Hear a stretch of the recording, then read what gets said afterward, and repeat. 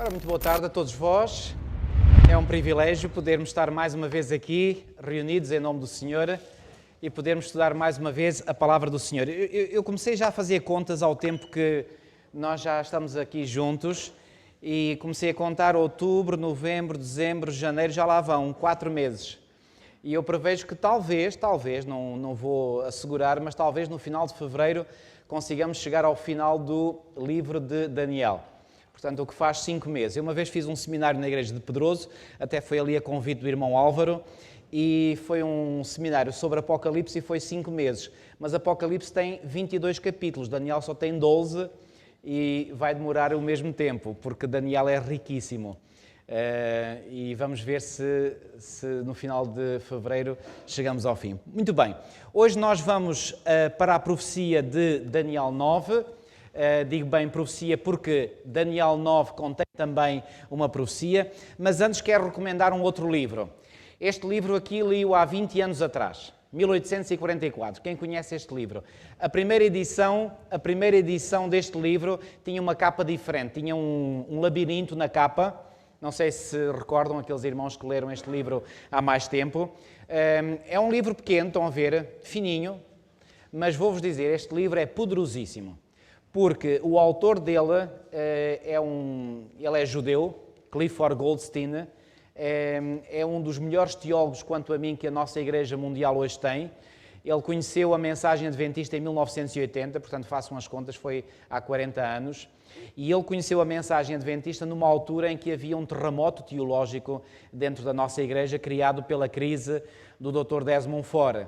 Talvez alguns isso não diga nada, mas quem conhece um bocadinho mais destas guerras teológicas sabe que o Dr. Desmond Ford foi talvez dos indivíduos que mais mal fez à nossa Igreja.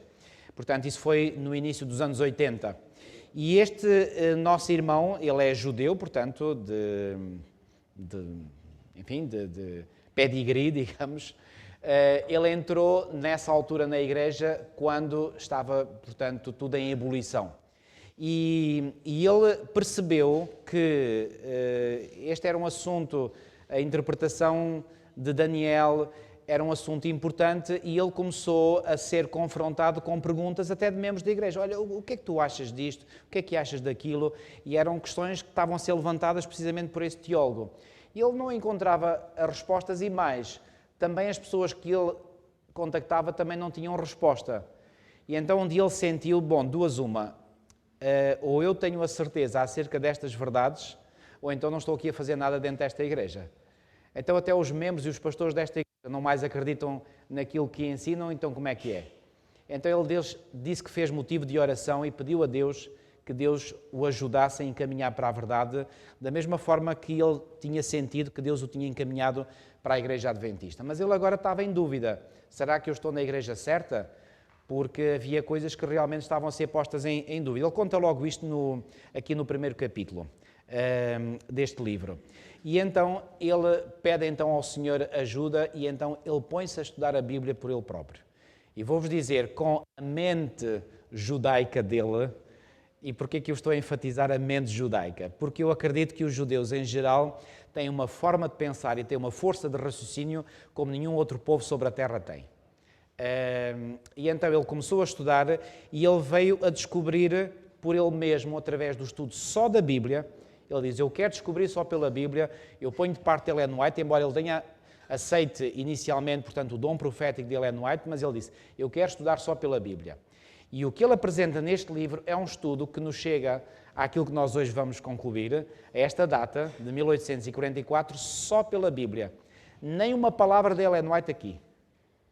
E, no entanto, a conclusão a que ele chega está plenamente de acordo com o que Ellen White revela, nomeadamente no Grande Conflito. Vou-vos dizer, eu quando li este livro em 1999, portanto fez agora 20 anos, eu disse, isto é uma bomba. Mas é uma bomba mesmo, porque até ali eu tinha dificuldade em provar só pela Bíblia a nossa crença em 1844. Vou-vos dizer, com o que eu aprendi neste livro, também já não preciso de Ellen White. Quando eu digo não preciso, vocês entendem. Claro que eu continuo a ler Ellen White e tenho muito gosto em ler, mas não preciso, para os outros lá fora, de pegarem Ellen White para provar 1844, só pela Bíblia. Aliás, os irmãos têm reparado que, ao longo deste estudo, poucas vezes eu tenho citado Ellen White, tem sido praticamente só a Bíblia. E nós, adventistas do sétimo dia, temos que nos habituar a desenvolver cada vez mais. Atenção, não quer dizer que ponhamos o Espírito de Profecia de parte, não é nada disso e não me interpretem mal. Nós devemos estudar o Espírito de Profecia, nós devemos ler o Espírito de Profecia, mas todo o nosso estudo que nós fazemos do Espírito de Profecia da Bíblia nos deve capacitar cada vez mais para sabermos defender as nossas crenças fundamentais só com este livro na mão. Mais nada. Eu dou graças a Deus porque, de uma forma geral, eu creio que consigo, só com a Bíblia, enfim, não vou dizer que sou o melhor, não é isso, mas pela graça de Deus eu posso defender cada uma das nossas 28 crenças fundamentais só pegando neste livro. E sem mais nada, só com a Bíblia. Aqueles que me conhecem melhor sabem que quando eu subo para o púlpito, eu levo a Bíblia e não levo praticamente mais nada, não levo notas. Porquê? Porque eu fiz um esforço e continuo a fazer este esforço de aquilo que eu estudo, memorizar.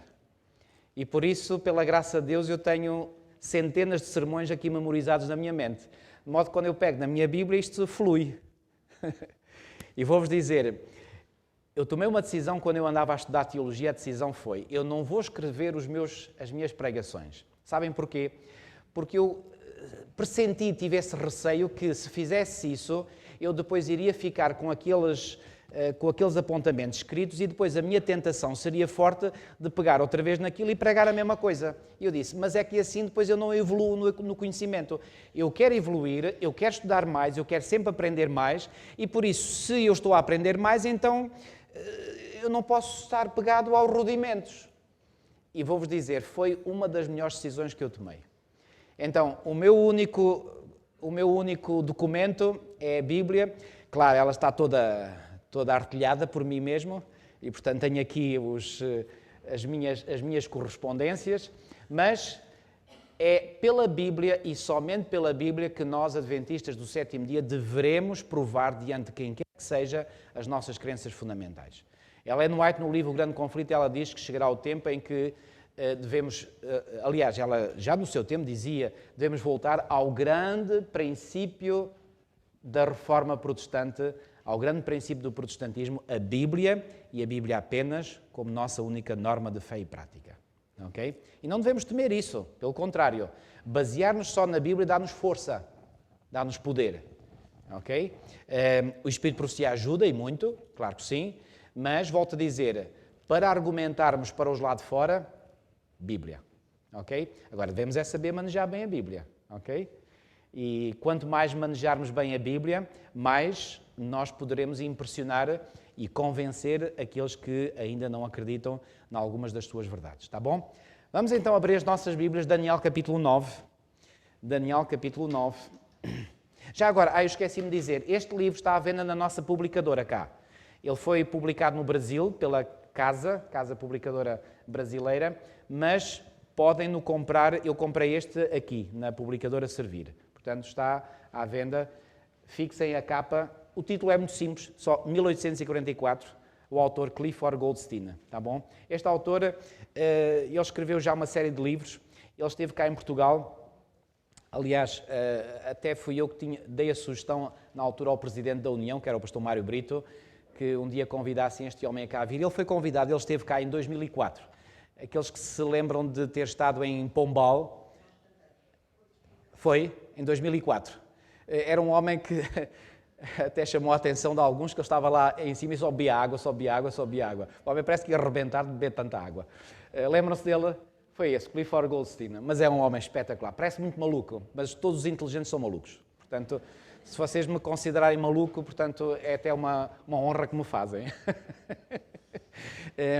E eu tive o privilégio de traduzir este homem em 2 reuniões, em 2 dias antes que ele esteve na Costa de Lavos, e eu falei muito com ele pessoalmente, e uma vez eu disse, olha, eu já li vários livros seus, mas vou-lhe dizer, um dos livros que eu mais apreciei de todos os que você leu, por acaso não foi este, foi um chamado O Remanescente. E ele disse-me logo, olha, de todos os livros que eu escrevi, esse foi aquele que me deu mais prazer a escrever. O livro Remanescente, esse foi publicado pela nossa publicadora em português de Portugal, é um livro extraordinário, O Remanescente. Eu aprendi muito com este homem. Mas vou-vos dizer, pessoalmente, eu quando o conhecia, o primeiro encontro que tive com ele, disse, mas que prazer que eu tenho de o conhecer. E ele dá-me logo uma resposta que é daquela resposta de pessoa inteligente, claro. Ele disse, olha, eu desconfio que você vai ficar muito desiludido comigo. Porque ele em termos... Reparem, nós lemos o Clifford Goldstein e nós ficamos... Eu, pelo menos, fico maravilhado em termos intelectuais. É um homem com uma profundidade de raciocínio medonha. Os argumentos dele, eu chamo, são argumentos bomba atómica. Quer dizer, não dá aso a que ninguém possa contradizer. Mas ele, em termos pessoais, é um indivíduo... Repara, quebra todas as normas sociais, ele, se for preciso, tira o casaco, põe a gravata ao contrário, esfrega o cabelo. Ele não está preocupado com as convenções sociais. São assim os intelectuais. Portanto, e é um intelectual nato, um indivíduo com uma clareza de raciocínio, uma fidelidade às escrituras acima de toda a... É uma coisa absolutamente incrível. Eu dou graças a Deus por nós termos homens destes no nosso meio. Como? E é judeu. Ele é judeu. Judeu de sangue mesmo, de sangue judeu a circular nas veias dele. Ok? É um apóstolo Paulo, sim senhora. E já agora, o outro autor que eu me sirvo muito para a minha compreensão dos livros de Daniel e Apocalipse é o professor Jacques Ducan, que é judeu também. Estão a ver para que é que eu me sinto inclinado?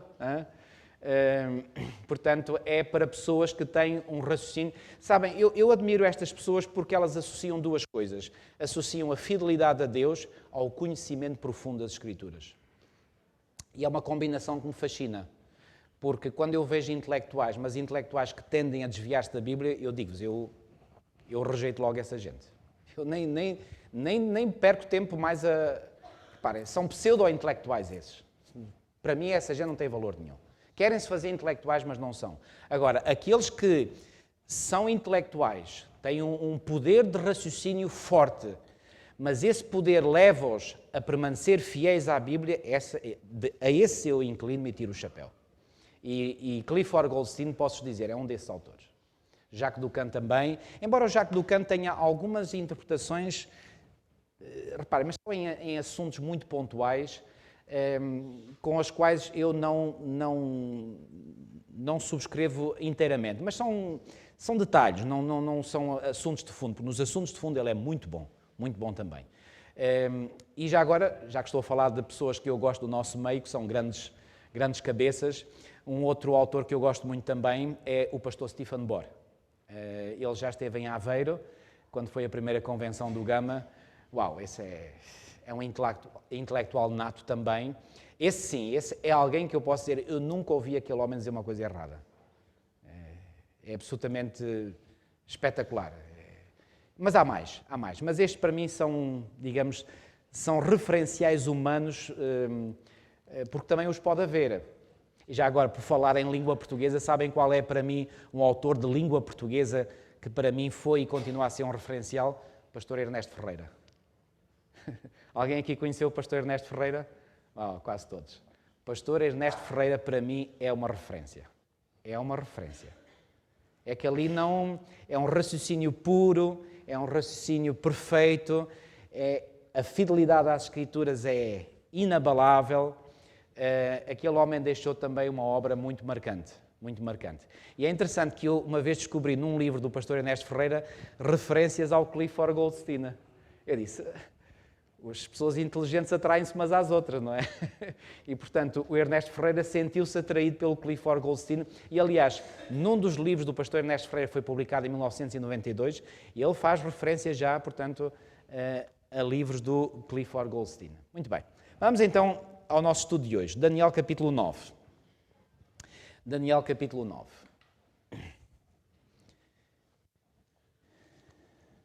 E depois, no final, se der tempo, eu estou esperançado que sim, vou só fazer uma breve revisão de coisas que nós já vimos, mas vamos analisar primeiro todo o capítulo 9, tá bom? Ora bem, lembram-se como é que termina o capítulo 8?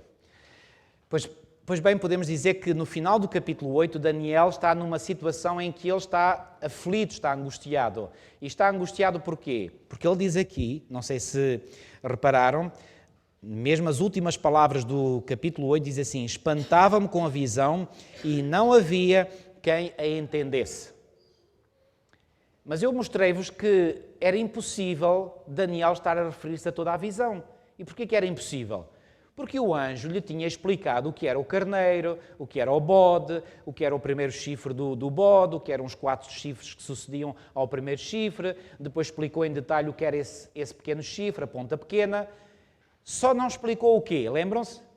O que é que ele não tinha explicado? A visão da tarde e da manhã. Só disse, a visão da tarde e da manhã que tu viste, aliás, é o que diz aqui no versículo 26, a visão da tarde e da manhã que foi dita é verdadeira. Portanto, só disse a Daniel que a visão era verdadeira, mas não a explicou. E ao Daniel ouvir da parte do anjo que a visão é verdadeira, a sua angústia ainda se intensificou mais. Porque associado a essa visão da tarde e manhã está um período profético, e um período profético longo. Aqui entre nós, o maior período profético de toda a Bíblia. Então, Daniel ficou angustiado porque esse período profético estava associado à purificação do santuário. Mas qual era o santuário que Daniel estava a pensar e que tinha no seu coração? O santuário em Jerusalém. Então, qual terá sido o raciocínio de Daniel? Só depois de 2300 anos é que o santuário em Jerusalém vai ser restabelecido? Uau!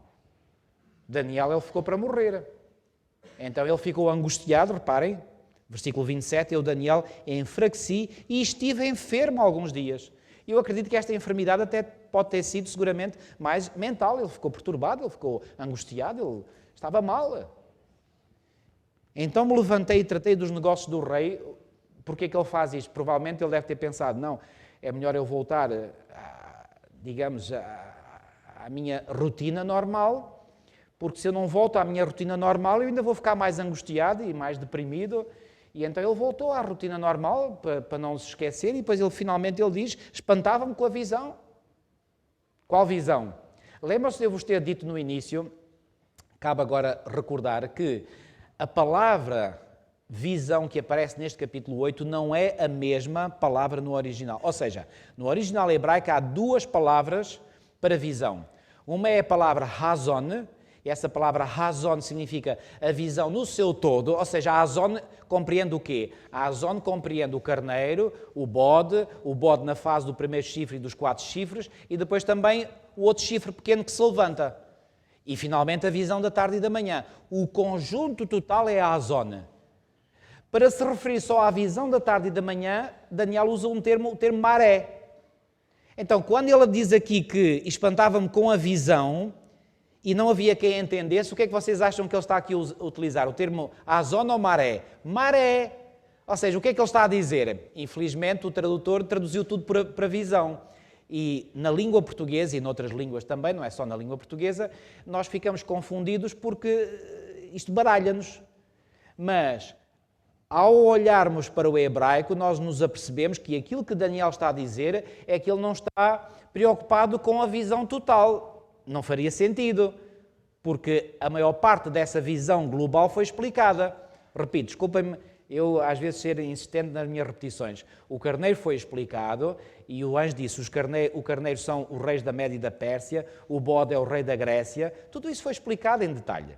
Portanto, Daniel não poderia dizer que não entendia aquilo que tinha sido explicado. O que é que ele não entende? Ele só não entende a maré. E a maré é a visão das 2300 tardes e manhãs.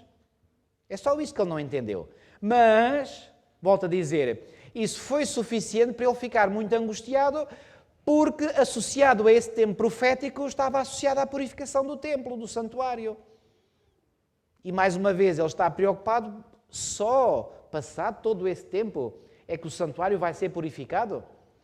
E mais uma vez vos digo, se ele não considerasse esse tempo como sendo um tempo profético, ou seja, como se fosse um tempo literal, então se fosse um tempo literal era apenas 6 anos, 3 meses e uns dias. Então ele não ficava angustiado, ele ficava todo contente, porque ao fim de 6 anos iria tudo ficar normal, como tinha sido antes da destruição pelos babilónios. Estão a compreender? Ok, agora reparem. Já agora, um dado interessante. Esta última palavra que aparece aqui no versículo 27, entende-se, o verbo hebraico é o verbo bin, B-I-N. Isto transliterado, sabem que o alfabeto hebraico não é igual ao nosso. Okay? É umas letras muito esquisitas. Agora vamos começar o capítulo 9. E no capítulo 9 ele diz assim, no primeiro ano de Dario, filho de Assuero, atenção, já estamos no tempo do Império Medo-Persa. Porquê? Porque foi aqui feita referência a Dario. Estamos no ano, eu normalmente tenho indicado os anos, estamos agora aqui no ano 538. Babilónia tinha caído no ano 539. Portanto, foi sucedida pelo Império Medo-Persa. Portanto, um ano após a queda de Babilónia, Daniel escreve este capítulo 9. No primeiro ano de Dario, filho de Assuero, da linhagem dos Medos, cá está, Medos, o qual foi constituído rei sobre o reino dos caldeus. Atenção que reino dos caldeus, não se esqueçam que havia uma província, que era a chamada província de Babilónia. Agora, essa província de Babilónia, embora mantivesse o nome, já não estava sob o domínio do Império Babilónio, mas agora sob o domínio do Império Medo-Persa. Às vezes estes termos podem fazer confusão, porque se diz, então já se está sob o Império Medo-Persa, porque é que fala aqui do reino dos caldeus? Porque, reparem, eu já vos expliquei, por exemplo, quando estudámos o capítulo 3, que Nabucodonosor, ele era o rei sobre vários reinos. Ou seja, Babilónia não tinha, por assim dizer, unificado tudo. Ou seja, não havia uma unificação, ou seja, não era tudo o território de Babilónia. Ou melhor dito, havia vários reinos, só que esses reinos tinham os seus reis, mas sobre eles havia o poder de Babilónia. Reparem, e isto transpondo para o tempo do fim nos ajuda a compreender como é que será no tempo do fim. Ou seja, no tempo do fim não precisamos de ver necessariamente todas as nações a fundirem-se umas nas outras. Mas vai haver um superpoder que vai mandar sobre todas as nações do mundo. Pois bem, era o que acontecia no tempo do Império de Babilónia e também aconteceu no tempo do Império Medo-Persa. Okay? Havia vários reinos na mesma, mas sobre todos esses reinos do mundo havia um super-reino, um superpoder, uma superpotência que dominava. Está claro este ponto? Ok? Então, Daniel está aqui a dizer que, então, no primeiro ano, versículo 2, do seu reinado, eu, Daniel, entendi, e agora, quando ele usa aqui este verbo entendi, é o mesmo verbo bin que ele utiliza no último versículo do capítulo 8, e entendi o quê? Pelos livros que o número de anos de que falara o Senhor ao profeta Jeremias, que haviam de durar as assolações de Jerusalém, era de 70 anos. Repare, o que é que Daniel está aqui a dizer? Repare, ele termina o capítulo 8 dizendo, não havia quem entendesse, não havia quem bine, ou seja, quem entendesse. Isto dá a entender que nem ele, nem os seus colegas, com quem certamente ele terá partilhado da visão que recebeu, nenhum deles era capaz de entender o significado daquela visão. Entretanto, o que é que Daniel faz? Já agora, não sei se se recordam, o capítulo 8 foi, os acontecimentos escritos no capítulo 8 aconteceram no ano 551. Façam as contas. De 551 para 538, quantos anos se passam? Passam-se 13 anos. Ou seja, Daniel ficou sem perceber aquela visão da tarde e de manhã durante 13 anos. Porquê é que eu estou a enfatizar isto? Porque eu creio que nós podemos retirar daqui uma lição muito importante. É que muitas vezes, reparem, Daniel era um servo de Deus, sim ou não? Era ele muito amado do céu, como um anjo lhe disse, sim ou não? E mesmo assim, ele ficou 13 anos sem perceber uma visão importante. E nós hoje parece que às vezes queremos logo tudo assim, ali, rápido, queremos perceber logo tudo. Irmãos, o caminho do conhecimento da palavra de Deus é um caminho progressivo. E Deus muitas vezes não nos pode revelar tudo. Bom, às vezes porque nós não estamos capacitados para perceber.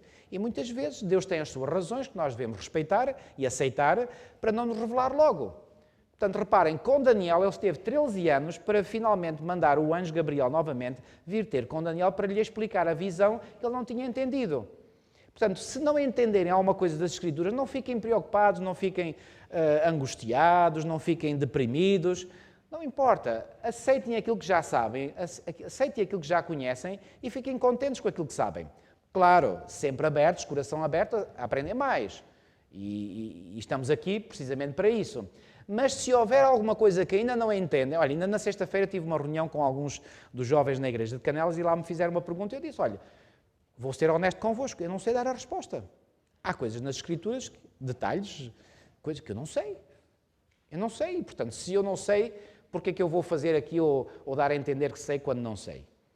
Reparem, Eu, quando era estudante no ensino secundário, e certamente isso aconteceu com a maioria de vós, quando eu estava a fazer um teste e eu via lá uma pergunta que não sabia a resposta, eu não ficava ali a patinar, a tentar lembrar-me, qual é a resposta a isto? Sabe o que é que eu fazia? Eu passava à frente, não é? Porque tinha muitas outras perguntas para responder, e depois, quando chegava ao final do teste, eu me lembrasse dessa pergunta, então eu vinha atrás e respondia. Se não me lembrava, pronto, olha, paciência, passou, ok? Irmãos, se vocês, quando estáis a estudar a Bíblia, vos deparardes com um texto que não conseguis perceber muito bem, não fiquem ali a patinar, sigam para a frente. E o que conseguirem entender, glória a Deus. O que não conseguirem entender, a seu tempo, Deus vos revelará se achar que isso é absolutamente imprescindível para vós. Portanto, Daniel teve que esperar 13 anos por descobrir o significado da visão que ele não tinha entendido. Entretanto, no início do capítulo 9, que é aquilo que estamos a ver agora, Daniel aparentemente não, na realidade, ou seja, aparentemente, porque é que eu disse aparentemente? Porque ele não vai descobrir por ele próprio todo o significado da visão que ele não tinha entendido, mas pelo menos há uma coisa que ele fica a saber. É que o número de anos que deveriam durar as assolações não eram 2.300 anos, mas sim 70. E eu acredito que isso já lhe deu mais alívio ao coração. Certo? Então, vamos ler lá mais uma vez o que diz o capítulo 9, versículo 2. Olhem lá. No primeiro ano do seu reinado, eu, Daniel, entendi, é o mesmo verbo, entendi pelos livros. Sabe o que é que isto pressupõe? Que Daniel foi estudar. Reparem, Daniel podia dizer assim, espera lá, Deus já me revelou algo, muita coisa através de visões, então eu vou esperar que Deus mais uma vez me revele através de uma visão aquilo que eu ainda não percebo. Não, Daniel não foi preguiçoso, ele foi estudar. E foi estudar aonde? Nos livros. E nos livros de quem? Do profeta Jeremias. Ou seja, nenhum profeta verdadeiro tem qualquer relutância em ler ou em estudar aquilo que foi revelado por Deus a outros profetas. E foi o que aconteceu a Daniel. Daniel é profeta, Jesus o considerou profeta, mas Daniel não se sentiu minimamente incomodado em estudar outro profeta.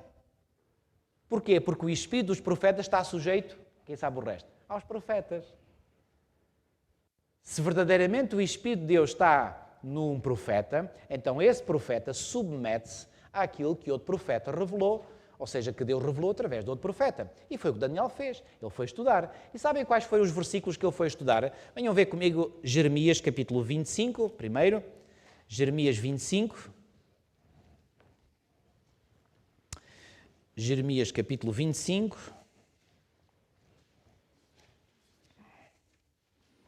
Reparem, isto já tinha sido revelado. Jeremias capítulo 25, versículos 11 e 12.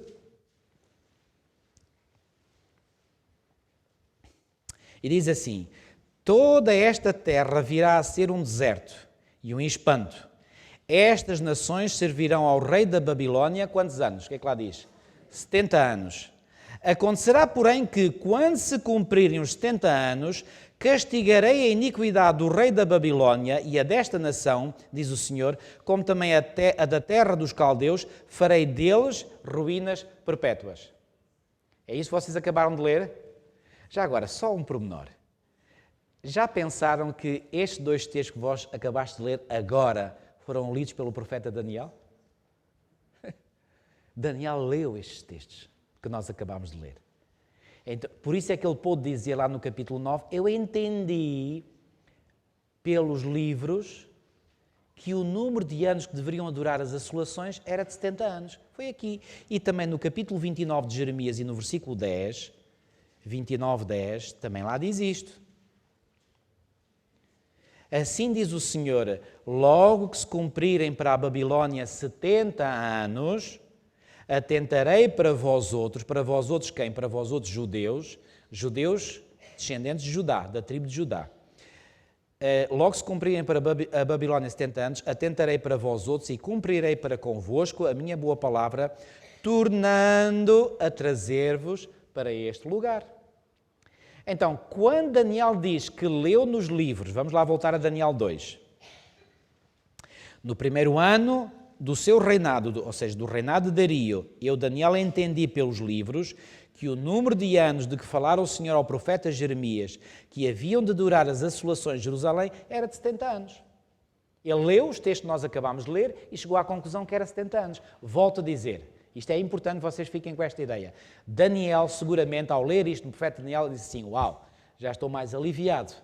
Afinal, não são 2.300 anos. Ou seja, ele não percebeu ainda a visão na sua essência, mas pelo menos já ficou com o coração mais aliviado. Porquê? Porque Daniel acreditou que aquilo que Deus tinha revelado através do profeta Jeremias era verdade.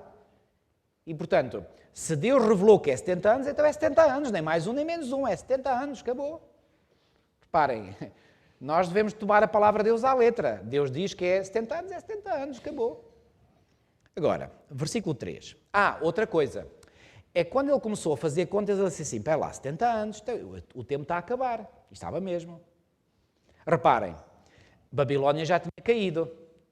Lembram-se no texto de 29:10 e mesmo no outro de 25, dizia lá que Deus iria punir Babilónia e quando punisse Babilónia estava na hora de regressar.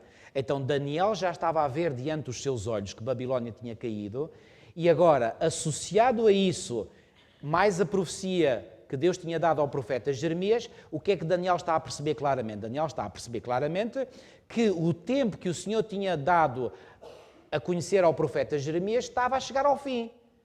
Então Daniel enche de coragem e diz, Senhor, é este o tempo em que tu vais finalmente restaurar o teu reino de Judá.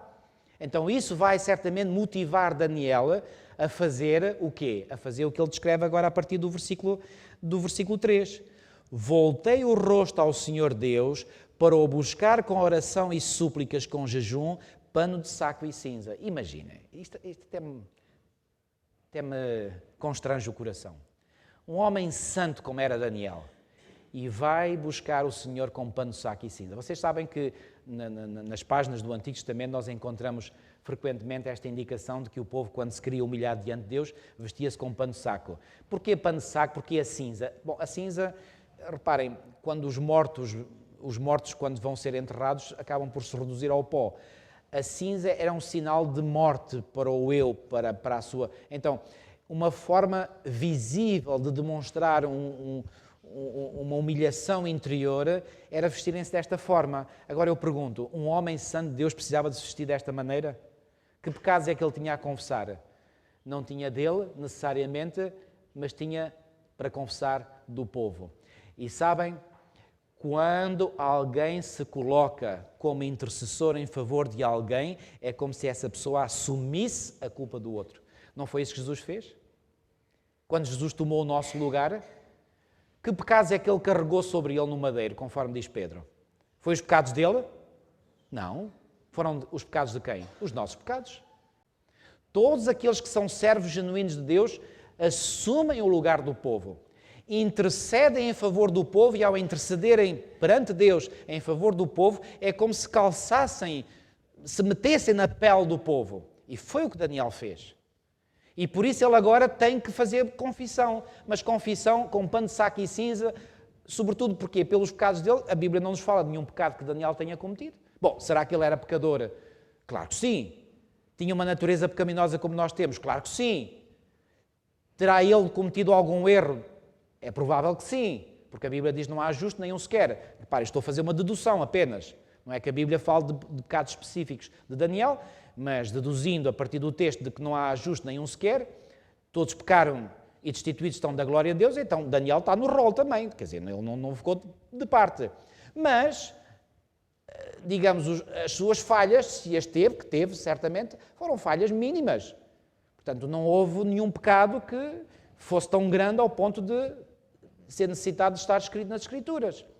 Mas a humilhação que ele assume perante Deus não é tanto por ele, também, porque vamos ver que ele se inclui também ele próprio, mas é sobretudo em favor do povo. Olha o que ele diz. Versículo 4. Orei ao Senhor meu Deus, confessei e disse, Senhor Deus grande e temível, que guardas a aliança e a misericórdia para com os que te amam e guardam os teus mandamentos. Temos pecado, olhem aqui, temos. Mais uma vez, o sujeito na nossa língua portuguesa muitas vezes está subentendido. Temos. O que é que isto pressupõe? Nós temos. Nós. Está ele a incluir-se ele próprio, sim ou não? Tá? Nós temos pecado. Agora, volto a dizer, será que Daniel tinha também pecados para confessar? Independentemente se tivesse grandes pecados ou não, provavelmente não teria, mas ao assumir o papel de intercessor, ele está a colocar os pecados do povo sobre ele mesmo. Temos pecado e cometido iniquidades. Procedemos perversamente. Reparem, ele está sempre a incluir-se ele próprio. Sabe o que é que isto me ensina, irmãos? Não há ninguém, por mais santo que seja, e Daniel era um homem santo de Deus, não tenho dúvidas sobre isso. Não há ninguém, por mais santo que seja, que se possa simplesmente dizer, eu estou à parte dos pecadores. Eu prego para os pecadores, mas eu estou à parte, eu estou no pedestal. Ninguém pode dizer isso, ninguém. Daniel não o fez. E se Daniel, que era Daniel, não o fez, quem sou eu para o fazer? Deus me livre de tal coisa. Deus me livre, simplesmente. Seria de uma arrogância terrível. Portanto, Daniel, ele coloca-se ao nível do povo. É assim que qualquer servo de Deus age. Nenhum servo de Deus genuíno, ele se coloca lá por cima dos outros e acha-se superior aos outros. Paulo até disse dele próprio que era o principal dos pecadores, imaginem. Principal dos pecadores. A gente olha para a vida de Paulo, sabe o que é que Ellen White diz de Paulo no livro Educação? E reparem, são estes contrastes que me ajudam a perceber a humildade que reinava no coração do apóstolo Paulo. Ellen White diz no livro Educação estas palavras: exceptuando aquele que falou como nenhum outro, e aí ela estava-se a referir a Cristo, Paulo foi o maior mestre que a humanidade já conheceu. O maior mestre. Tirando Cristo, claro. Cristo está no topo. Mas, ao nível humano, é a revelação que o diz. Acredito que Ellen White foi inspirada. Ela diz, Paulo foi o maior mestre que a humanidade já conheceu. E o maior mestre diz, eu sou o principal dos pecadores? Olhem para esta humildade. Então, reparem, se o maior mestre diz isto, o que é que eu devo dizer de mim mesmo? Sabem, ainda há bocadinho estava a dar um estudo bíblico a um casal, estávamos a estudar sobre o espírito de profecia. Sabem que Ellen White, referindo-se a ela própria, sabem qual foi o termo que ela usou? Eu sou um verme. Isto porque havia alguns que a contestavam. Ela diz, vocês não têm que olhar para mim, eu sou um verme. Vocês têm que prestar atenção àquilo que Deus disse por mim. Quanto a mim, esqueçam. E eu ponho-me a pensar e digo assim, puxa, se Ellen White é um verme, o que é que eu sou? Eu sou abaixo de verme. Irmãos, nós temos que ter consciência que nós, sem Deus em nós, sem a sabedoria de Deus em nós, sem a graça de Deus em nós, sem o poder de Deus em nós, não valemos nada, zero. Um zero à esquerda, como se costuma dizer, ou seja, não tem valor nenhum. A única coisa que nos dá valor é o poder, é o conhecimento de Deus. E, portanto, quando nós temos esse conhecimento de Deus em nós, quando nós temos a graça de Deus connosco, quando nós temos o poder de Deus connosco, as nossas palavras de gratidão ou de louvor devem ir sempre para Deus, nunca para nós mesmos. Porque nós não merecemos. Quando às vezes pessoas me vêm elogiar de algo que eu disse, não sei, eu disse, dê graças a Deus, não a mim. Quem sou eu? Eu sou como vós. Ou se calhar até pior. Então Paulo disse que era o principal dos pecadores. Daniel, um homem santo como foi, e põe-se ao nível do povo. Irmãos, isto é que é humildade. Agora, quando vêm às vezes pessoas querendo aparentar muito espirituais e querem quase dar a entender que estão acima dos outros, o que é isso? O que nós temos que aprender com estes homens? Então reparem o que ele diz, versículo 5, eu vou ler mais uma vez. Temos pecado e cometido iniquidades. Procedemos perversamente e fomos rebeldes, apartando-nos dos teus mandamentos e dos teus juízos. E não demos ouvidos aos teus servos, os profetas. Reparem, ele era um profeta e está aqui a dizer que o povo não deu ouvidos aos seus servos profetas, que em teu nome falaram aos nossos reis, nossos príncipes e nossos pais, como também a todo o povo da terra. A ti, ó Senhor, pertence a justiça, mas a nós o corar de vergonha, como hoje se vê, aos homens de Judá, os moradores de Jerusalém, todo o Israel, quer os de perto, quer os de longe, em todas as terras por onde os tens lançado, por causa de quê? O que é que lá diz?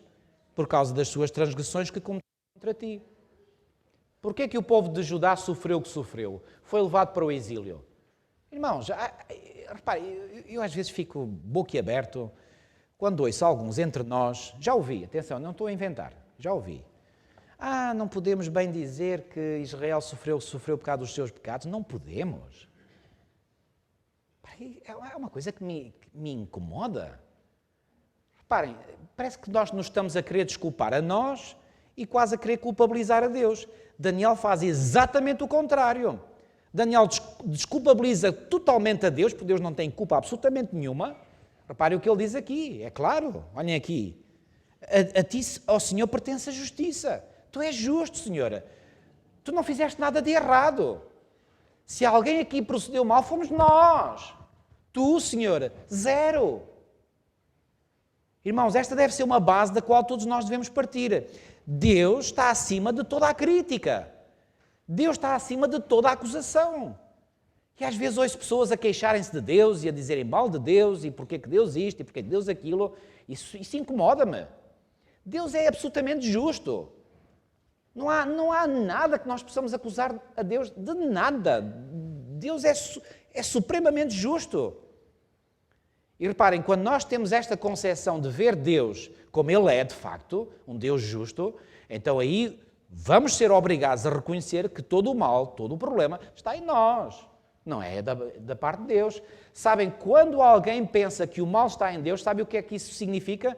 Está-se a querer justificar ele próprio ou desculpar-se dele próprio. E isso é um indício muito perigoso. Muito perigoso. Daniel não vai por esse caminho. Ele diz, a ti, Senhora, pertence toda a justiça. A nós sim, o corar de vergonha. O problema está em nós. Há algum problema que surge na nossa vida? Irmãos, não se atrevam nunca a culpar a Deus, seja do que for. Seja do que for. Mas porquê que Deus permite? Se Deus permite, Ele tem um bem. Porque todas as coisas, está escrito, concorrem para o bem daqueles que amam a Deus. Que foram chamados segundo o seu propósito. Todas as coisas, não é só algumas, é todas. Então nós devemos ter uma visão em que tudo aquilo que Deus permite que aconteça a nós é para o nosso bem. Mas para o nosso bem de quem? Daqueles que amam a Deus. E eu às vezes me pergunto se estas pessoas que fazem críticas a Deus realmente amam a Deus. Porque se amassem a Deus, eles estavam convencidos de que tudo aquilo que lhes acontece é para o bem deles. Então não se queixavam. Queixar-se de quê? Queixar-se do bem? Estão a ver? Continuemos. Versículo 8. Ó Senhor, a nós pertence o corar de vergonha, aos nossos reis, aos nossos príncipes e a nossos pais, porque temos pecado contra ti. Mais uma vez, Daniel está a incluir-se ele próprio, sim ou não? Claro, claramente. Não tem vergonha de se incluir. Ele é um pecador. Reparem, o que é que nós podemos dizer de Daniel? Foi a sua justiça é que o salva? Não. Quem é que salvou a Daniel? A justiça de Cristo, unicamente. Por mais santo que tenha sido a pessoa do passado que viveu, só há uma coisa que o salvou a ele e que nos pode salvar a nós. É a graça do Senhor Jesus Cristo e a sua justiça. Mais nada. Mais nada. Agora, a graça do Senhor Jesus Cristo o habilitou a viver uma vida justa? Sim. E a mesma graça e o mesmo poder que estiveram à disposição de Daniel estão hoje à minha disposição e à disposição de cada um de vós. É igual. Não mudou nada. Porque a Bíblia diz que Deus é o mesmo ontem, hoje e o será para sempre. Então não mudou nada. Nada. Versículo 9. Ao Senhor nosso Deus pertence a misericórdia e o perdão. Pois bem, felizmente que o Senhor não é só a justiça, também é misericórdia e perdão. Pois nos temos rebelado contra Ele. Este é o problema. É a rebelião do povo. E não obedecemos, versículo 10, e não obedecemos à voz do Senhor nosso Deus para andarmos nas suas leis, que nos deu por intermédio de seus servos os profetas. Sim, todo Israel transgrediu a tua lei, desviando-se, para não obedecer à tua voz. Por isso, olhem aqui, claro como água cristalina, por isso a maldição e as imprecações que estão escritas na lei de Moisés, servo de Deus, se derramaram sobre nós, porque temos pecado contra ti. Daniel associa claramente a desgraça que se abateu sobre o povo de Judá, a quê? Aos pecados que eles tinham cometido. Irmãos, sabem porque é que é perigoso? Deixa-me insistir outra vez neste ponto. Sabem porque é que é perigoso nós culparmos a Deus do que quer que seja? Porque aí nós estamos a querer esquivar-nos à tomada de consciência que muitas vezes aquilo que de mal nos acontece é devido aos nossos erros, aos nossos pecados. O que aconteceu com Judá e acontece com o Judá de hoje, é igual. Versículo 12. Ele confirmou a sua palavra, que falou contra nós e contra os nossos juízes, que nos julgavam, e fez vir sobre nós grande mal, porquanto nunca debaixo de todo o céu aconteceu o que se deu em Jerusalém. Reparem, o que é o tema de conversa aqui na boca de Daniel? Jerusalém, ele está preocupado com a santa cidade. Iremos ver ainda de uma forma ainda mais clara à frente. Versículo 13. Como está escrito na lei de Moisés, todo este mal nos sobreveio. E está escrito na lei de Moisés aonde? Deuteronômio capítulo 28, por exemplo. As bênçãos decorrentes da obediência e as maldições decorrentes da desobediência. Deuteronômio é o 5º livro da Bíblia, é um livro que foi escrito por Moisés. Daniel aqui está a fazer referência a isso. Apesar disso, não temos implorado o favor do Senhor, nosso Deus, para nos convertermos das nossas iniquidades e nos aplicarmos à tua verdade.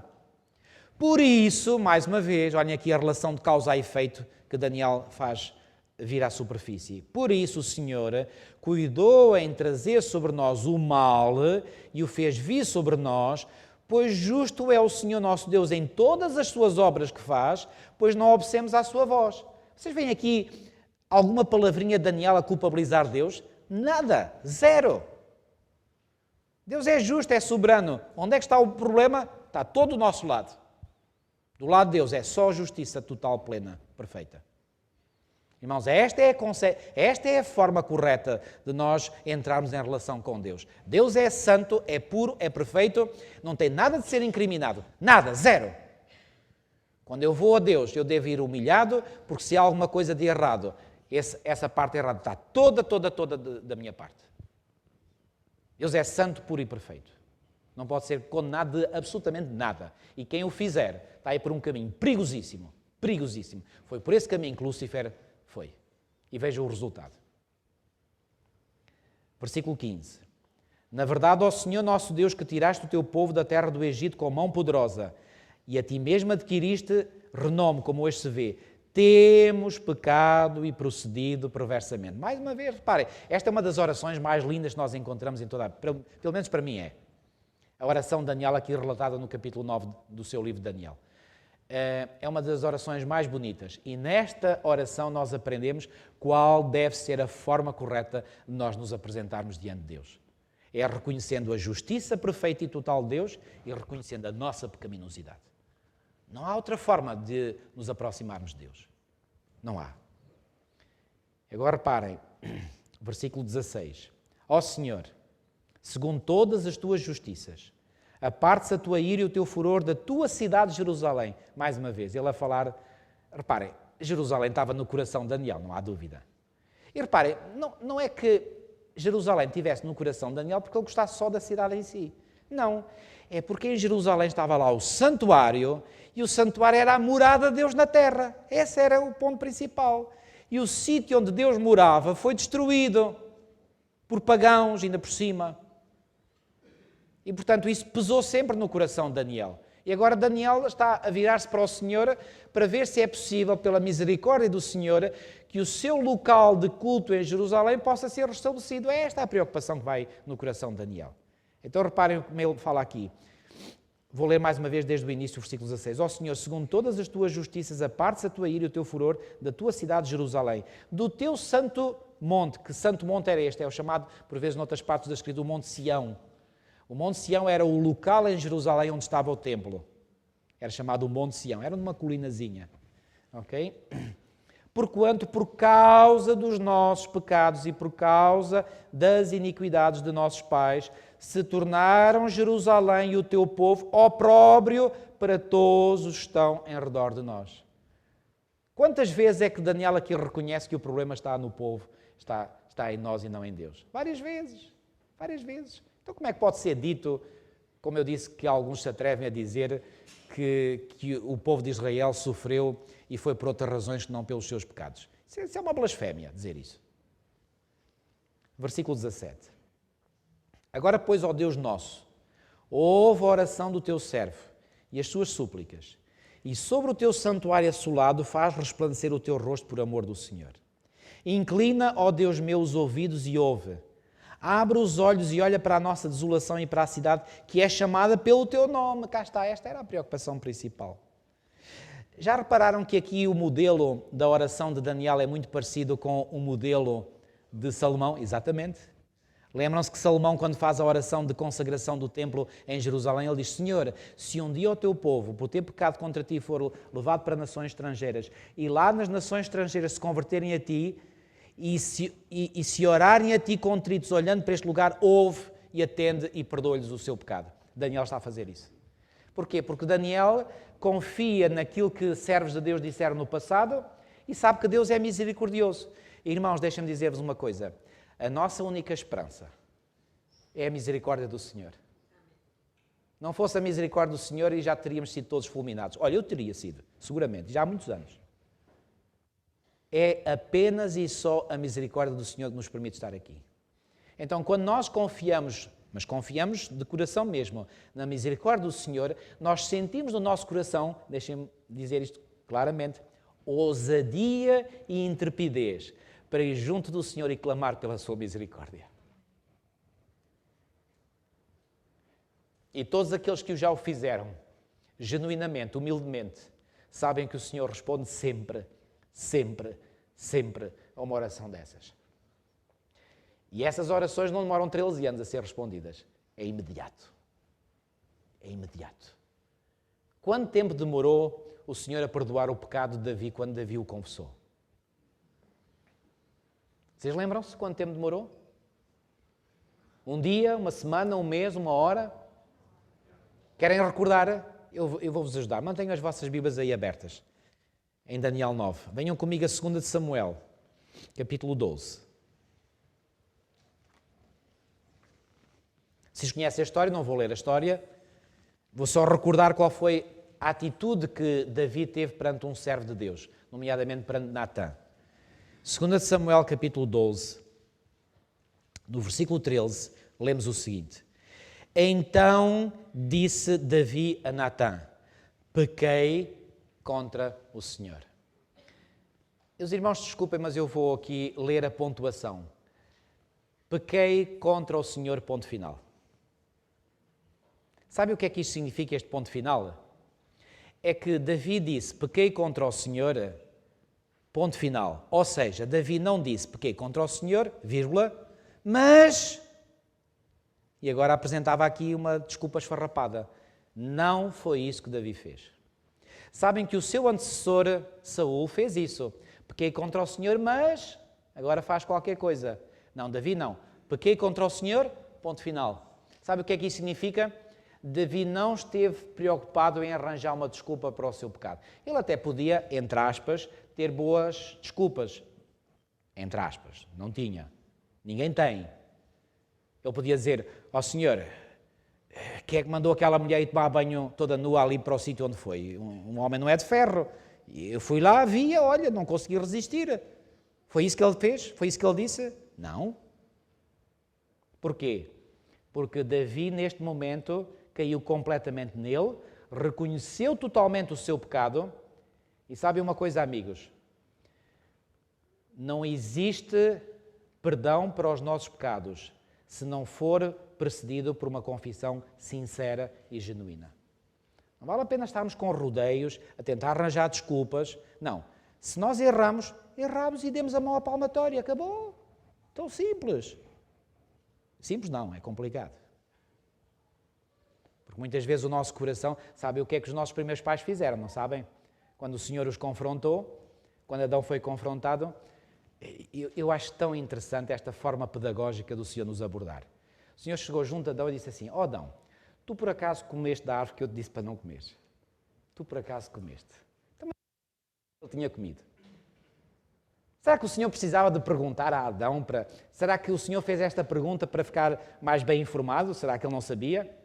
Sabem porquê que o Senhor fez esta pergunta a Adão? Não foi para ele, o Senhor não precisava de saber, que ele sabia muito bem. Ele fez a pergunta para levar Adão o quê? A reconhecer o seu erro. E Adão, de uma forma muito artística, ele conseguiu desenvencilhar-se da sua responsabilidade. Ele disse, foi a mulher que me deste. Ou seja, a culpa não foi dele, O que é que ele estava a dizer? A culpa não foi minha, a culpa foi da mulher e indiretamente a culpa foi tua. Porque se não me tivesse dado essa mulher, ela não me teria induzido a fazer o que eu fiz. Portanto, a culpa é tua e é da mulher. E quando o Senhor abordou Eva, olha que ela também não saiu melhor. Ela disse, a serpente me enganou e eu comi. Sabe o que é que eu acho espetacular aqui nesta forma como os nossos primeiros pais reagiram? Espetacular entre aspas. É que nenhum deles mentiu. Adão disse, a mulher que tu me deste. Eu pergunto, a mulher tinha sido dada a Adão por Deus, sim ou não? Sim. Ele mentiu? Não. Ela me deu a comer. Verdade, sim ou não? Sim, ela chegou lá junto a Adão, olha, está aqui o fruto, eu comi, olha, não sinto-me bem, não sei o que é que ela terá dito, mas presumo, olha, não senti nada de mal, olha, experimenta também. E ele ali logo, Ellen White nos esclarece que Adão percebeu, claramente. Tinha havido um problema com Eva. E ele podia ter dito não, mas disse que sim.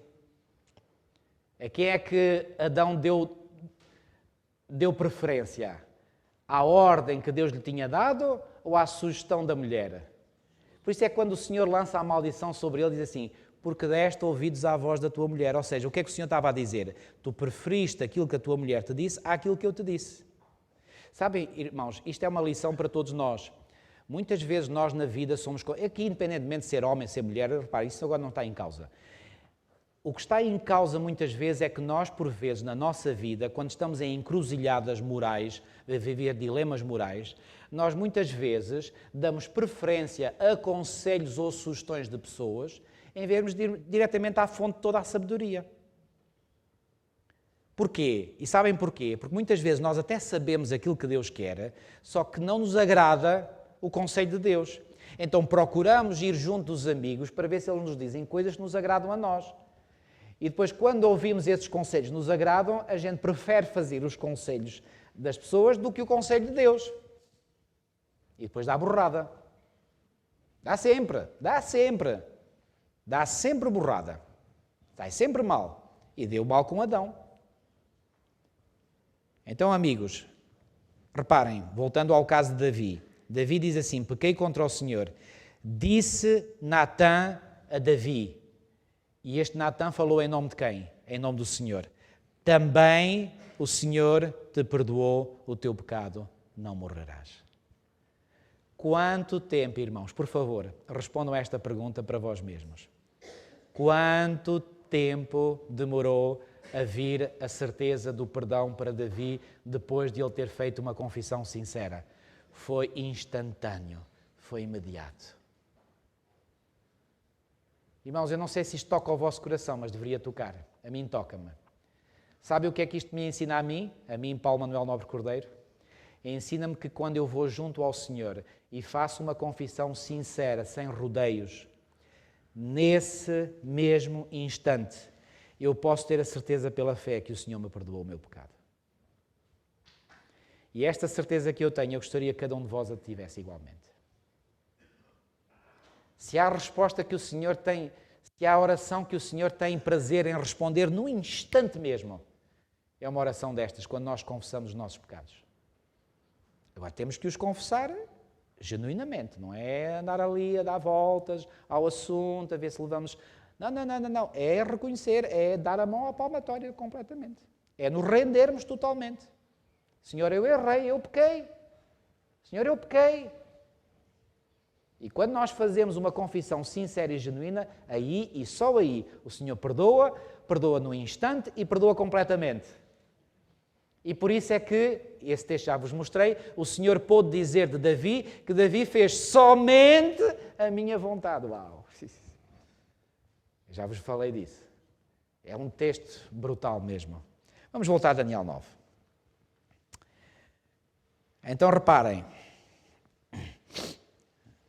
Daniel está a orar, versículo 18, inclina, ó Deus meu, os ouvidos e ouve, abre os olhos e olha para a nossa desolação e para a cidade que é chamada pelo teu nome, porque não lançamos as nossas súplicas perante a tua face, fiados em nossas justiças, mas em quê? Em tuas muitas misericórdias. Podemos fiar nas nossas justiças, mas não está escrito que as nossas justiças são como quê? Trapos de imundícia. Trapos de imundícia. Então não é nas nossas justiças. Nós não podemos mercadejar com o Senhor. Ó Senhor, olha, eu fiz isto, eu fiz aquilo, estás a ver, eu fiz isto bem, bem feitinho. Vê lá, Senhor, agora em troca tens que... Não. Ao Senhor só podemos ir com a humilhação e reconhecer os nossos erros e reclamar a sua misericórdia e a sua graça. É tudo quanto podemos fazer. E quando fazemos essa abordagem com o Senhor, podem ter certeza, irmãos, e deixem-me enfatizar mais uma vez, o Senhor responde e responde sempre. Versículo 19. Ó Senhor ouve, ó Senhor perdoa, ó Senhor atende-nos e age. Não te retardes, olhem aqui, não te retardes. E já vão ver que o Senhor não se retardou. Não te retardes por amor de ti mesmo, ó Deus meu, porque a tua cidade e o teu povo são chamados pelo teu nome.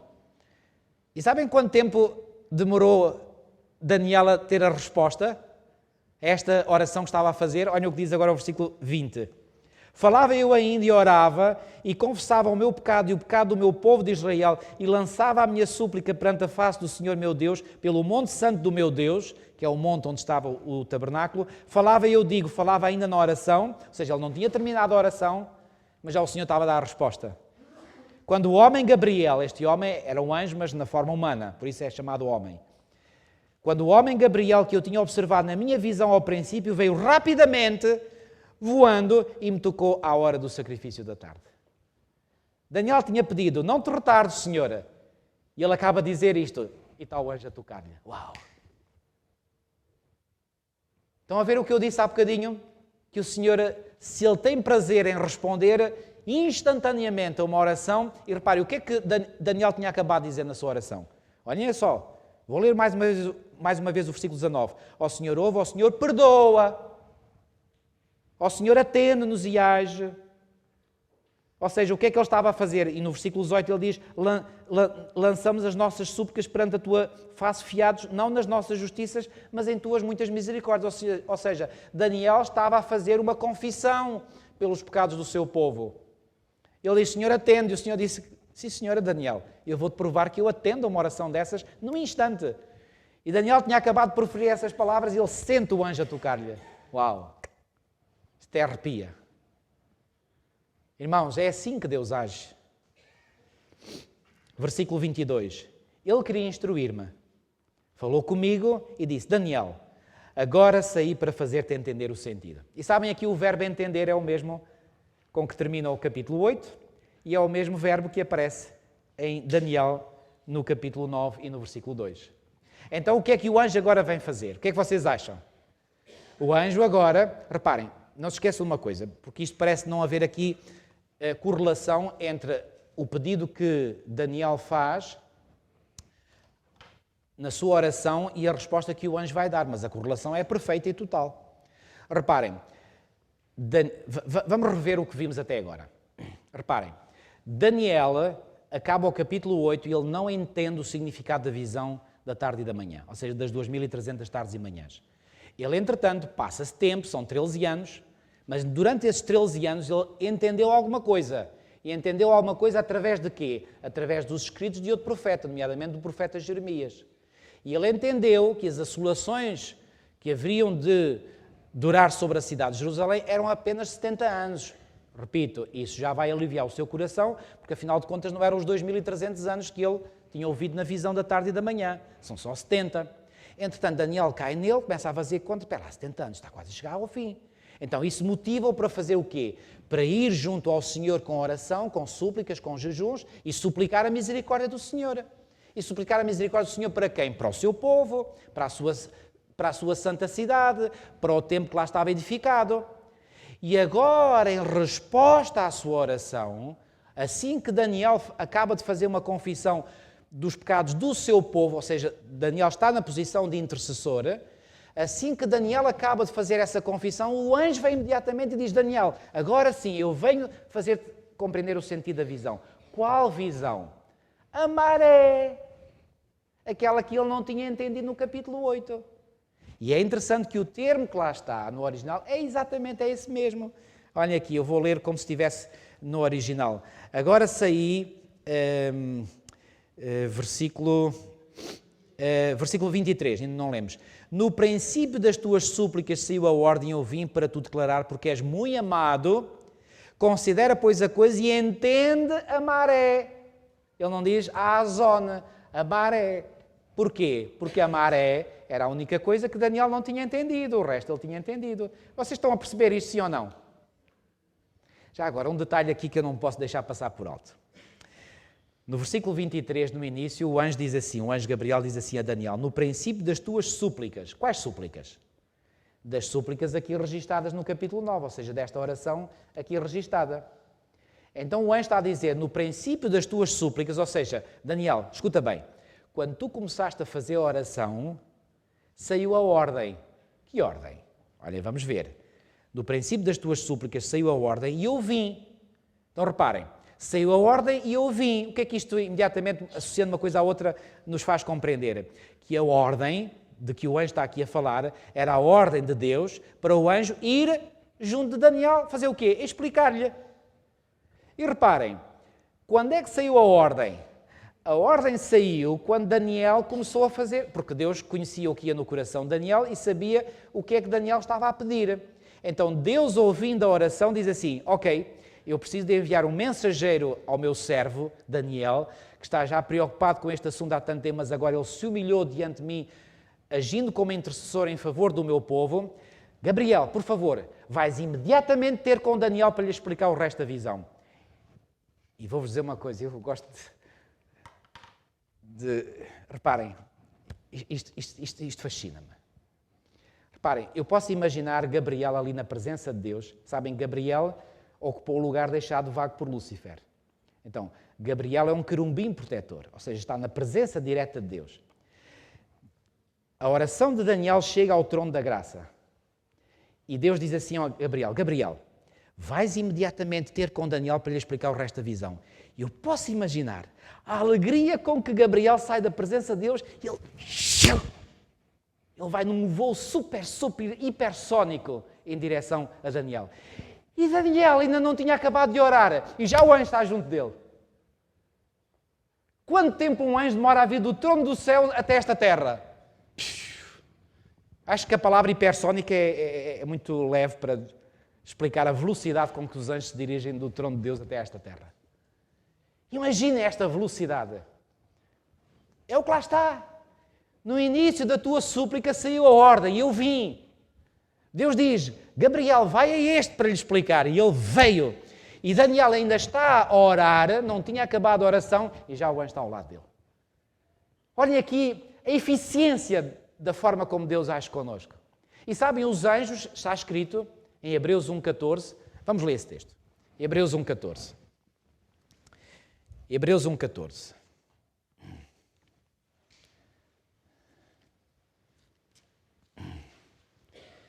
Hebreus 1,14.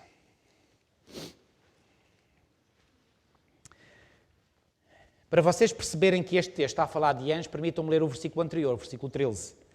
Então, Hebreus 1, 13 e 14 diz assim, ora, a qual dos anjos, cá está, anjos, jamais disse, assenta-te à minha direita até que eu ponha os teus inimigos por estrado dos teus pés. Não vou explicar o contexto desta passagem, porque o meu objetivo agora não é esse.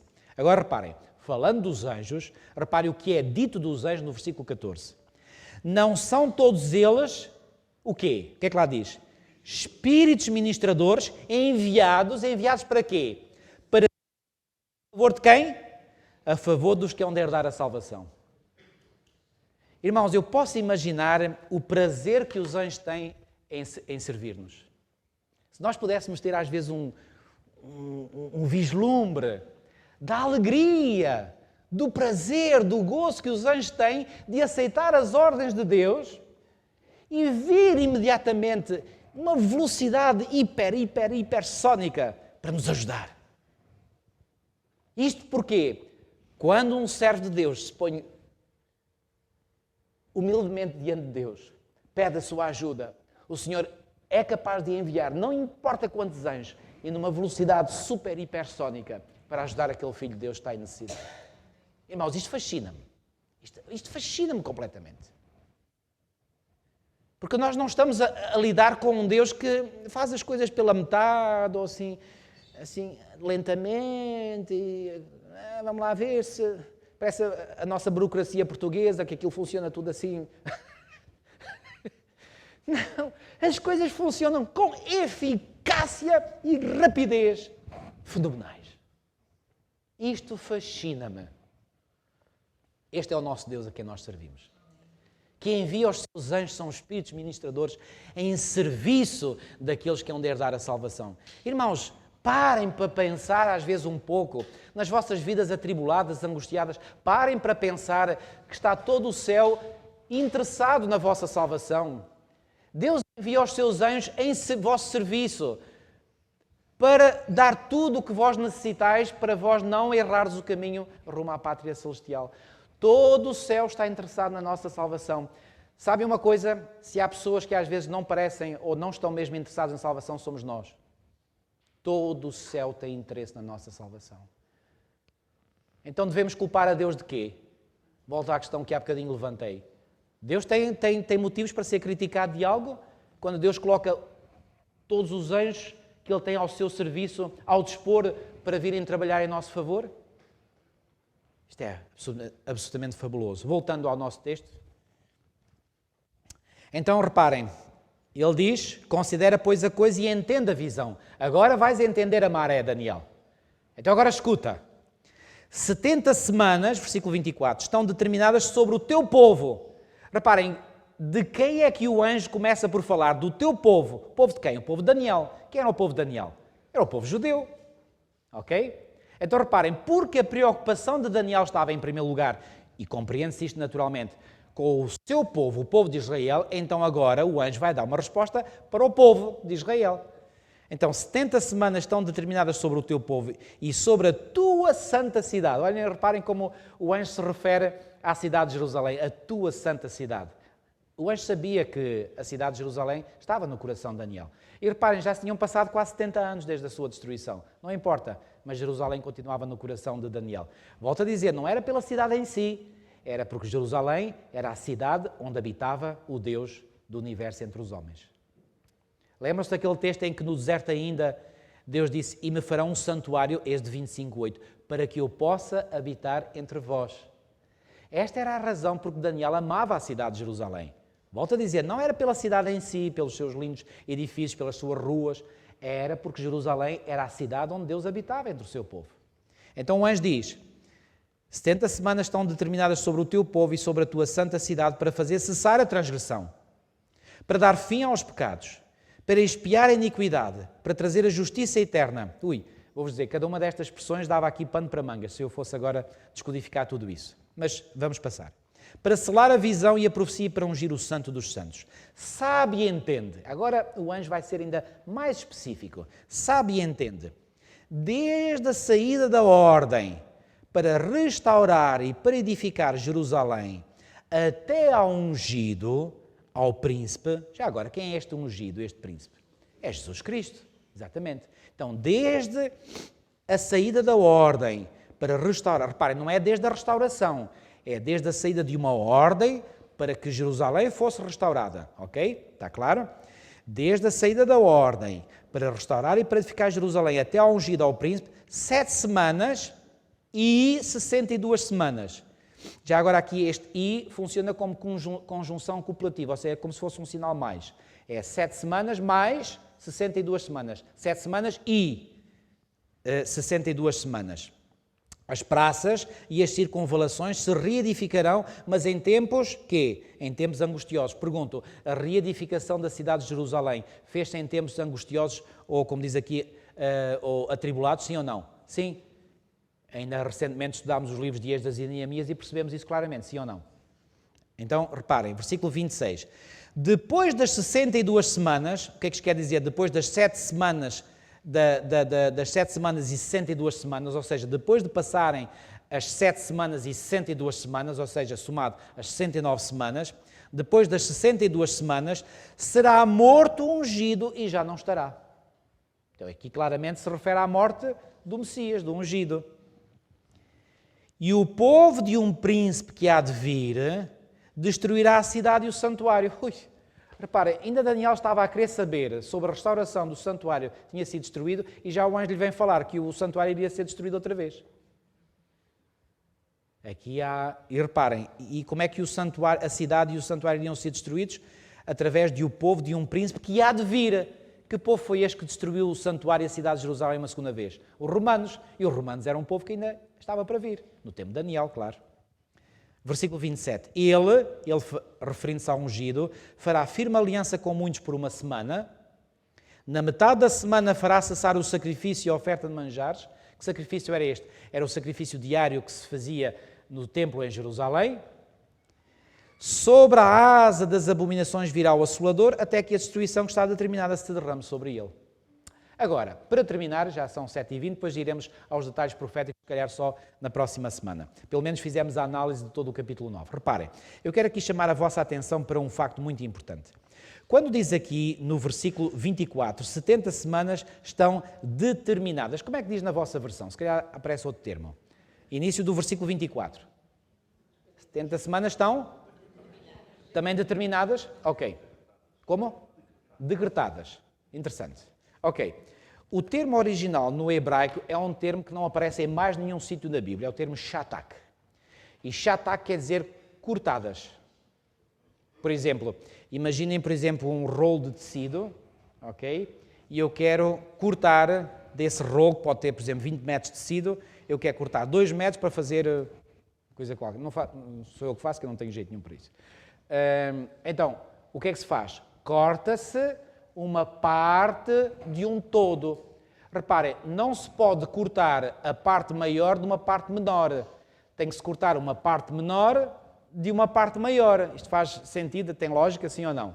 Então, reparem, se 70 semanas proféticas foram cortadas, eu pergunto, cortadas de onde? Tem que ser de um período profético quê? Maior. E que período profético maior é esse? Pois bem, é o período mencionado em Daniel 8,14. Então, desse período profético mencionado em Daniel 8,14, são 2300 anos, havia de haver um período que seria cortado. Tem que ser um período menor. Ora, 70 semanas, vamos fazer as contas rapidamente. 70 semanas, uma semana são quantos dias? 7 dias. 70 vezes 7, 490, porque 7 vezes 7, 49, mais o 0, 490. Então, 490 anos está aquém de 2300 anos. Então, pode-se tirar 490 anos de 2300, certo? Não se pode tirar 2300, 490, isso não faz sentido. Mas 490, 2300 pode-se fazer. Então, o que é que o anjo está a dizer? Olha, Daniel, eu vim para te explicar a maré. Porque é que nós temos legitimidade para dizer que este tempo das 70 semanas é cortado do tempo de Daniel 8,14? Porque o anjo disse, eu vim para te explicar a maré, e a maré é a visão da tarde e da manhã. Então o que é que o anjo está a dizer? Olha, Daniel, daquele tempo todo que te foi indicado e que tu não percebeste, há um tempo, 70 semanas, ou seja, 490 anos, que vão ser dados ao teu povo. E nesse tempo vai ser reconstruída a cidade, o templo, etc. Mas sabes, quando esse tempo estiver a chegar para o fim, virá um outro povo e vai destruir a cidade e o santuário novamente. Então o que é que Daniel fica aqui já a perceber? Que o santuário iria ser restaurado bem mais cedo do que ele pensou inicialmente. Isso já vai aliviar o coração de Daniel. Então, volto a dizer, do grande período de 2300 anos, um período desses 2300 anos, ou seja, 490 anos, seria uma segunda oportunidade que Deus iria dar ao povo de Judá. E termino com esta nota. Lembram-se de um dia Pedro ter chegado junto a Jesus e certamente ele o fez assim todo vaidoso. Pedro ainda não estava convertido nessa altura. Por isso é que quando Jesus está perto de ser preso, ele vai dizer a Pedro, quando te converteres, fortalece os teus irmãos. Quando te converteres. O que é que isto pressupõe? Que ele ainda não tinha passado pela conversão. Reparem, tinha andado... E reparem, porque é que Jesus disse fortalece os teus irmãos? Porque eles também precisavam ser fortalecidos. Os discípulos andaram 3 anos e meio com o melhor mestre que alguma vez pisou esta terra e mesmo assim não estavam convertidos. Já pensaram nisso? Sabem o que é que isto nos ensina também? Pode haver hoje muitos discípulos de Cristo que ainda não estão convertidos. Mas não quer dizer que se vão perder. Os discípulos não se perderam. Quer dizer, Judas Iscariotes perdeu-se. Mas também Jesus não o tinha chamado. Ele é que se ofereceu. Ok? Todos aqueles que Jesus chamou, nenhum deles se perdeu. Jesus afirma isto em João 17:12. De todos os que me deste, nenhum se perdeu. Lembram-se disto? Ok, então pensem. Os discípulos precisavam ainda passar por uma conversão. E Pedro, ainda não estava convertido, chega junto de Jesus, se calhar todo vaidoso, e diz assim, Senhor, será que se o meu irmão me ofender, eu posso perdoar até ele 7 vezes? Eu pensava que já fazia um grande favor, perdoar 7 vezes. Sabem qual foi a resposta que o Senhor deu, não sabem? Olha, Pedro, não, desculpa lá, mas 7 vezes é pouco. Não deves perdoar 7 vezes, mas 70 vezes 7. Já agora, quanto é que dá 70 vezes 7? Vocês acham que foi por acaso que Jesus deu essa resposta? É que a resposta que Jesus deu a Pedro, não te digo 7 vezes, mas 70 vezes 7, é 490. E 490 é o tempo profético dado ao povo judeu. Sabem o que é que o Senhor estava a querer comunicar a Pedro? Olha, Pedro, eu quero que tu perdoes ao teu próximo da mesma forma como eu perdoo ao meu povo. Ali o 70 vezes 7 só foi para lembrar a Pedro a profecia de Daniel 9. Claro, não quer dizer que seja 490 vezes literais. O que quer dizer é que Deus quer que nós possamos perdoar da mesma forma que Ele perdoa a nós. Mas atenção, assim como 490 transmite a ideia de que há um tempo, e esgotado esse tempo a graça de Deus termina, isso quer dizer também que a misericórdia de Deus não está sempre disponível para nós, nem para os outros. Próxima semana vamos continuar. Muito obrigados pela vossa atenção. Vamos terminar com uma oração. Senhor nosso Deus, nosso bom Pai, muitíssimo obrigado pelo privilégio que, mais uma vez, nos concedeste, de termos estado aqui reunidos em Teu nome. Agradecidos estamos, Senhor, pelo privilégio que foi nosso termos estado aqui juntos a estudar a Tua Palavra, e agradecidos estamos, Senhor, ao Teu Espírito Santo e aos Teus santos anjos por terem estado aqui entre nós. Ó Senhor, obrigado porque a Tua Palavra, quando estudada a fundo e de forma sistemática, ela fica tão clara diante de nós. Agradecemos, Senhor, por nos ensinares tantas e tantas lições preciosas. Permite, Senhor, que possamos compreender cada vez mais e a fundo este precioso livro de Daniel. Um homem que viveu contigo todos os dias da sua vida. Senhor, fica connosco e permite que este exemplo do teu servo Daniel possa ser um exemplo que nos estimula a nós e que nos leve, Senhor, também a seguir-te a ti de todo o nosso coração.